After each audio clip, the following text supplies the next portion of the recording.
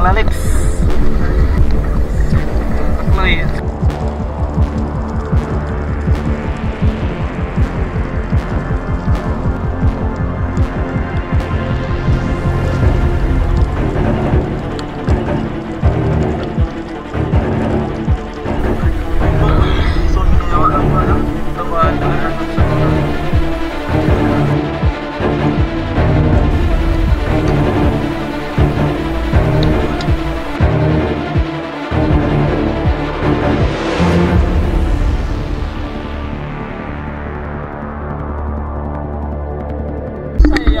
Welcome to my guys.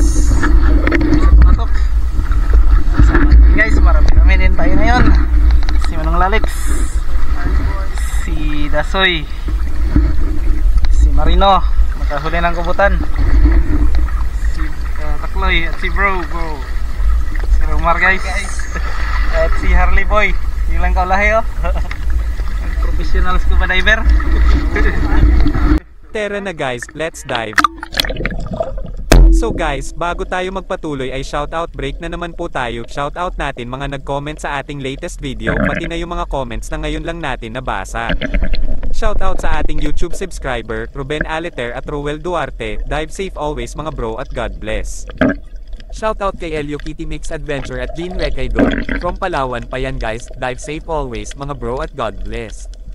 Shoutout sa ating top fan, Roel Dominici at sa ating katusok na si Jongjong, Joey Mendoza Pulistico, dive safe always mga bro at God bless.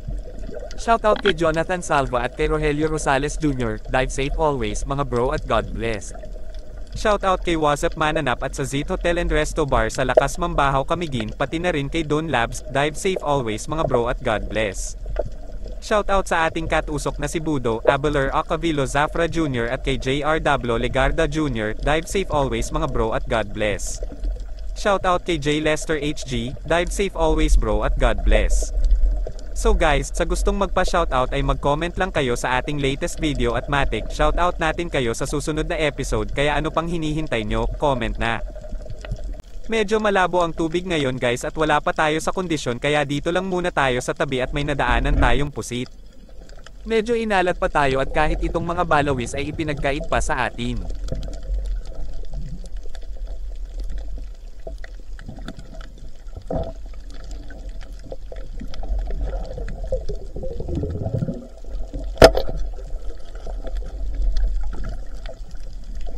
Pangalawang balawis na sana ito guys, ngunit nakatakas pa rin, mga 4 na balawis yung nakita natin pero wala tayong nahuli kahit isa, pang food trip na sana natin.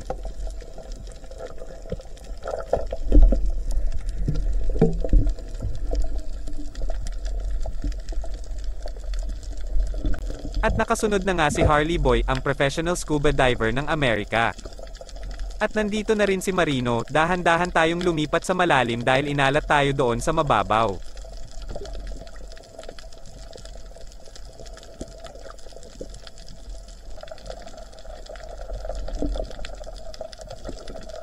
At nakahabol na rin si Manong Lalot.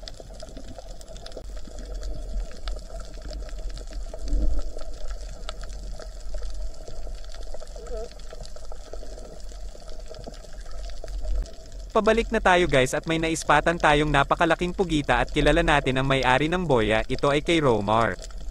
Ang laki na ng ulo niya guys, nasa 5 kilo daw ang timbang nito. At ayan na nga si Romar at pabalik na kami. Dito tayo tumabi kay Harley Boy dahil ngayon pa lang siya nakapag-dive dito at minsan lang siya makasama sa atin, ibibidyo muna natin siya.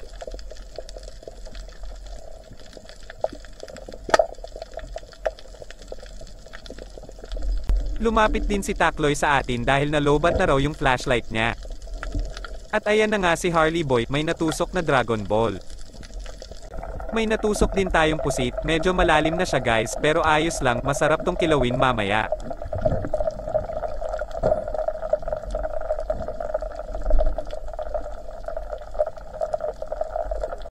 Binidyo natin si Harley Boy dahil may natusok siyang isda at may tinuturo siya sa ating pusit kaya tinusok natin, ngunit inalat pa rin tayo, mga 5 pusit siguro ang di natin tinamaan.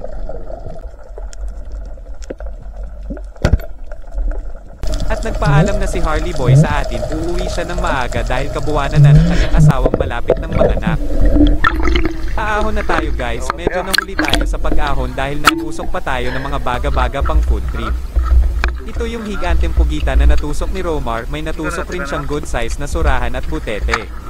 Yes.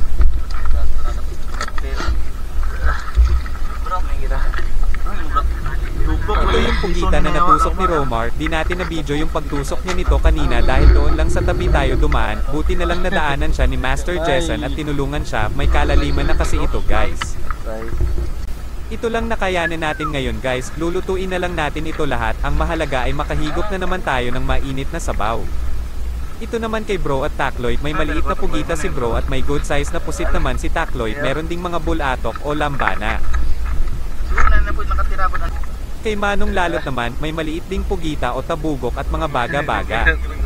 Kay Marino at Dasoy naman ay may nakuha silang maraming sapay, walang nadaanan na bagulan si Marino at si Dasoy naman ay naputo lang shaft ng kanyang spear gun.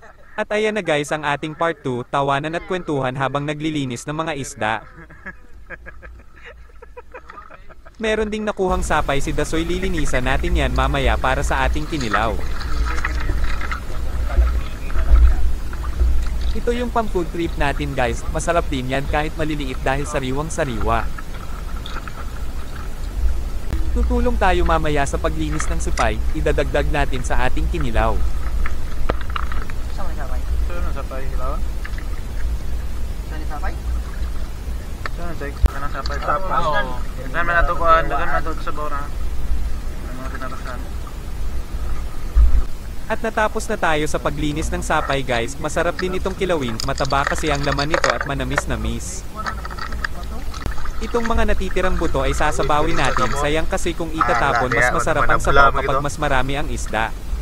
At ihahalo na natin ang ating mga sapay sa ating mga nilinisang karne ng isda.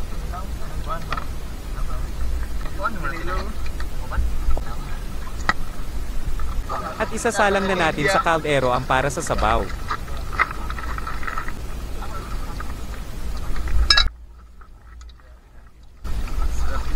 Hindi natin pwede kamayin insan, kamay init.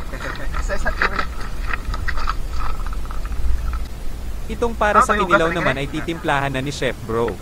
Syempre huhugasan muna yan ng suka para malinis. Ayan malinis na guys, kaya ilalagay na ang mga pampalasa. At babuhusan ng suka tapos pipigan ng suha.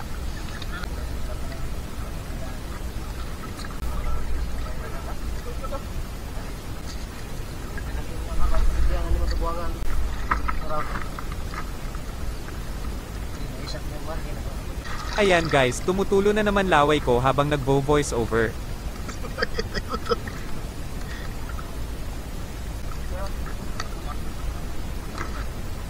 Insan, hindi ba kano-ano?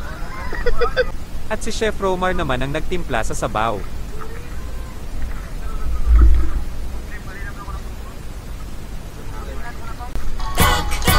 Linamnam sarap pag-isa lahat.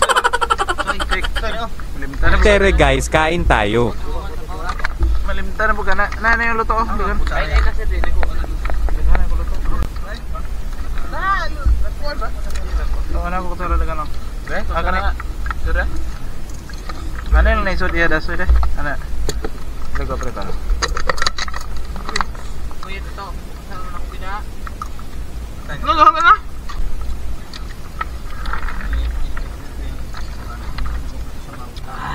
Lot, ako na nga. Kanan lot. Back-to-block. Ay, hindi. Dili. Balan, punta ka. Check. Kinilaw ba? Check.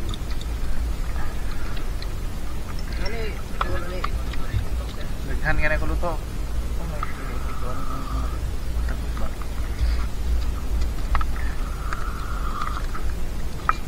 Ay.